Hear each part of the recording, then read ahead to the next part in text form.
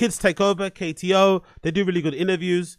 And this is a clip taken from Stay Grounded TV. Big up Stay Grounded. This is Clint of Corteiz talks about the importance of small brands and artists promoting themselves. Let's hear what Clint 419, founder of Corteiz has to say about this. And I feel like a lot of people care, really and truly. It's like they care what other people think. They don't want other people to think they're desperate. That's why they're not promoting themselves. It's like, I don't want to give off a vibe of desperation, but then it's like, if that vibe of desperation can get you a Ferrari or buy your mama a house or something like that, why would you not want to do that? Like, do you? That's the, you know what's funny about him saying this? I think a quote went viral.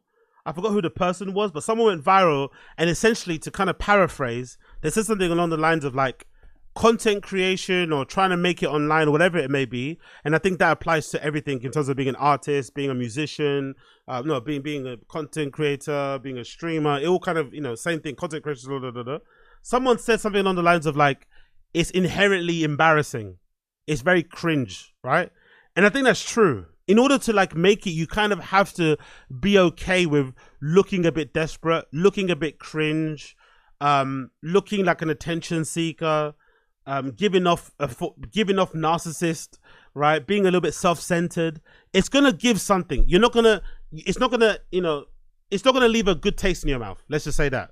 Maybe the one thing that I give a lot of Americans credit for, and I don't think we have it here in the UK and Europe, I think Americans have an intrinsic thing where, for whatever reason, I feel like a lot of them don't have the capacity to be cringe. Maybe it's because of the whole American dream and be who you want to be in the country, but I don't think they have like a cringe button, like a corny thing. Like they kind of embrace it. They lean into it. People around them don't really take the piss out of them too much for it. Whereas I feel like in the UK and in Europe, you get mercilessly mocked and insulted if you're corny or cringe.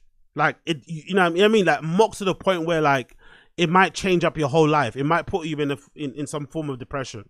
So it really does take a lot. Like it does take a lot of courage, a lot of guts to step out and say, yeah, I'm gonna do something online. I'm gonna promote my thing.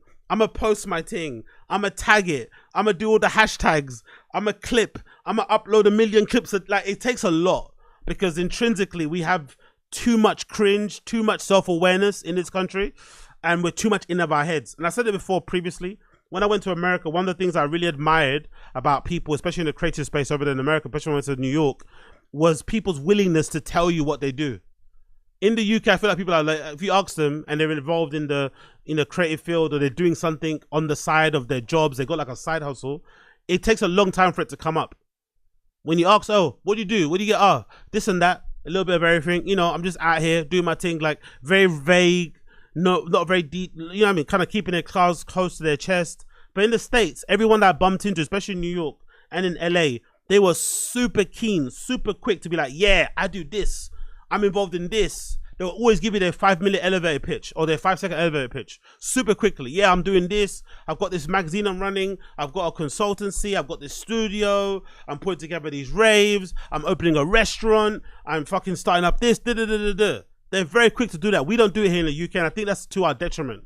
I think it's to our detriment, which is probably why a lot of people shine. No, the small minority of people, like Clinton and others, who do take the step to step out there, be brave, back their own shit, make it.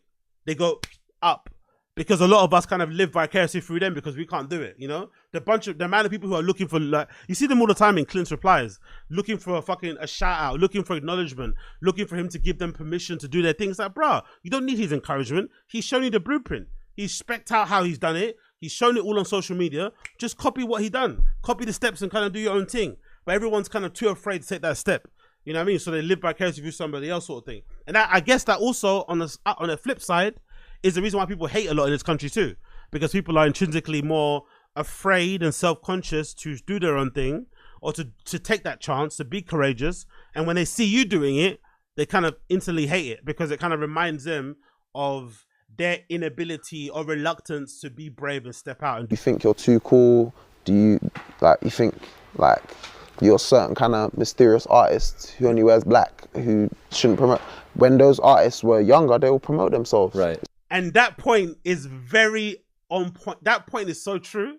And it resonates even more if you watch the Black Boy Max streams and you were reading the comments one thing that really stood out when you watched the Platboy Max studio session streams that he did when he came to the UK, everybody in the comments, especially people from the States, oh my God, these guys are so nice. These guys are so nice. They're so safe. The vibes are immaculate. Even when Skepta came on, who's one of the biggest artists here in the UK, biggest in Europe, whatever, he's smashing it, right? Even he was super nice. No, like even fucking Lancey, who maybe on you know, from the outside in, you know, if you look at him from on social media, you may think he was gonna come with this aura, right, of being too big and not wanting to speak or whatever. They were chill. They had a good fucking time. The only one that was a little bit iffy was Fake Mink, but I think that's part of his persona. I don't think he was trying to be a cunt, and he also stepped in and kind of, you know, in his own way said hi to the stream.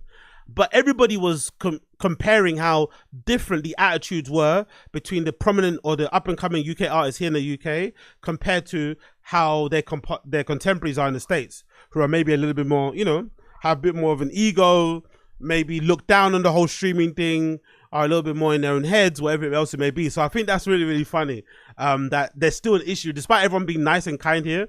There's still this issue with, like, and I guess music is different than content creation, because I guess a big part of music too is maybe the lack of access, right? Maybe it's not the best idea to be a full-blown content creator online whilst also pursuing a career in as an artist, because, you know, people kind of want a little bit of mystery, maybe not having all of your opinions out there, especially on music. It might not lend well to people how they interpret your music, because it might be like, oh, how can you say that person's trash when your music's shit? I don't know, but I think that's a good point that you made, because I didn't realize the difference of like how people acted completely different based on where they're from and shit when they came to the Platboy Max streams. It's like when you get to that certain point when the compound interest of your career has built up to a level where you can just send out ambiguous tweet and then people are gonna go crazy, but you're not gonna get there like if you're not promoting yourself in the beginning. Right. Like you have to earn that. All those artists that did that was the years of they were earning it. Yeah. Then it's just like, cool, they've earned the right to put out an ambiguous tweet that's gonna promote the album, but you haven't done nothing. You ain't done enough shows, you ain't done enough this, you ain't done enough that. So, like, who are you really? And he's right. He's 100% right. You have to earn the right to be ambiguous. You have to earn the right to be mysterious, or just, you know, just work hard and push your things. I think this also goes back to the Tyler the Creator thing, isn't it? I think that's something that I've suffered from before in the past. I think Tyler the Creator was right in that he said something along the lines of like, people don't promote their stuff enough.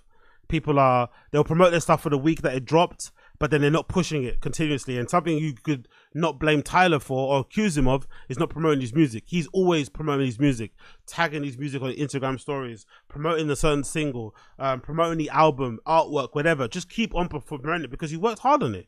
You spent a lot of time, you stayed away in the studio, you spent a lot of money, resources. Why wouldn't you keep promoting something like that? But people don't do it because it appears like you're being too desperate.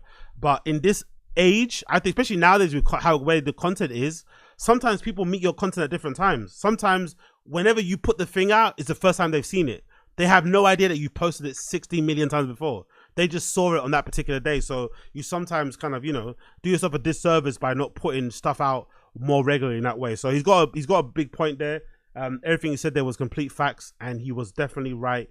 He was definitely right. And the full interview is out at the moment, I think.